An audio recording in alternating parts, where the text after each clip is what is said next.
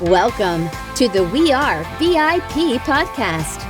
Each week, your host, Casey Hasten, Director of Recruiting at VIP, will bring you valuable insights from thought leaders, introduce you to incredible companies, and bring you tips for landing your dream job from our team of executive recruiters at VIP.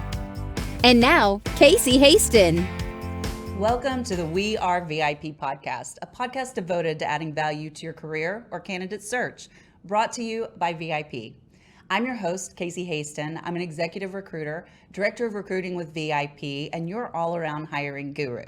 And you know it is my great delight to bring to you different people each week with different skill sets to kind of give you an idea of how you might better improve your life, even if you don't know that it's not exactly the way you want it at the moment. And so today is no different. And I want to welcome Andre Martin to our podcast today. And this is kind of a really special treat for me because he was introduced, and we'll talk about that in a minute, but he actually flew in from Portland, Oregon, just to be here with you guys today in person. And you know, the energy is always just a little bit different when it's in person. So I'd like to welcome Andre, founder and principal of Shift Space, and author of the soon to be released book, Wrong Fit, Right Fit. Why how we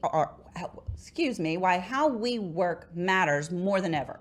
He's interviewed over 100 employees and leaders and shares his finding about productivity in his upcoming book, and we're going to talk about that. He's estimated that he has cited from Gallup that we have lost over 7.8 trillion in productivity. That's incredible. Let's talk about that. So, Andre, thank you for coming today. Hey, Casey, thanks for having me. It's a pleasure to be here. It's so crazy to me that we can meet over Zoom and have such an instant connection that you're willing to get on a plane and come here and be in person. Well, you are a pretty influential person. So not only did you set up this podcast, but you made the time really worth it. And to sit here and have this conversation, you're going to miss it. Yeah. Super happy to be here. I'm going to wear you out while you're here. You know that, right? I know you are. We got lots to do, so it's going to be fun. And that's one of the things that I like to talk to people about too, is that, you know, part of being successful, part of being influential is just showing up. Yep. If you're not in the room, you're not going to be heard. I think that's exactly right. And, you know, I grew up in southern Missouri in the Ozark Mountains. And Lucky. It's beautiful though. I got to say it was beautiful. And my parents were college university professors. Okay. And they worked at a small school that gave education to first generation youth. And so I grew up in this place where opportunity is there. And when you have it, you have to grab it and you have to go. And these were young kids who had no other means. And they were going to, through education, have a much bigger, much bolder life as a result of taking that first step and saying yes.